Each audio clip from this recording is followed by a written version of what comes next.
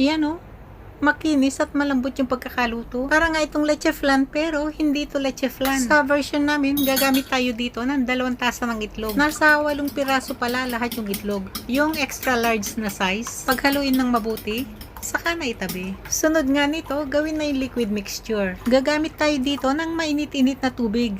3 tasa lahat to. Timplahan din ng paminta, chicken powder, at saka ng asin. Ay, hindi pala nakuhanan ng camera yung asin. Paghaluing mabuti, siguraduhin lang na bago ibuhos sa itlog, tunaw na lahat ng rekado sa liquid mixture. Patuloy lang halu-haluin hanggang sa mapaghalo na nga itong mabuti. At para nga silky smooth talaga yung pagkakaluto nito, gumamit ng strainer. Pati rin yan, no? Mga nakaibabaw na bula. Tanggalin din lahat yan. Sunod ng gawin dito, magpakulo na ng tubig pang steam. Para nga maluto ito ng tama, yung pagkakakulo ng tubig dapat ganyan. Yung kulong-kulo na talaga. Siguraduhin din na sapat ang dami ng tubig. Nang sa gayon, sapat din yung init ng singaw. Para naman maluto itong mabuti. Ilagay ng itlog sa lutuan.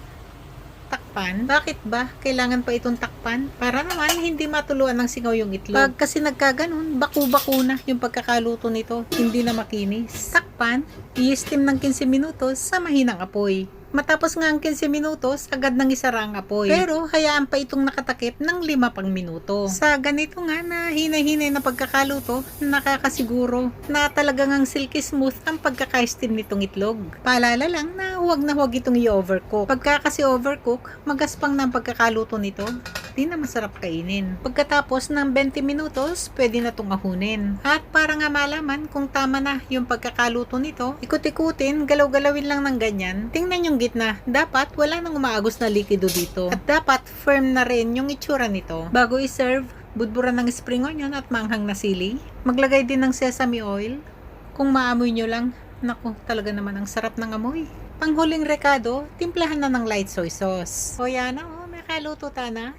O ready to serve na to.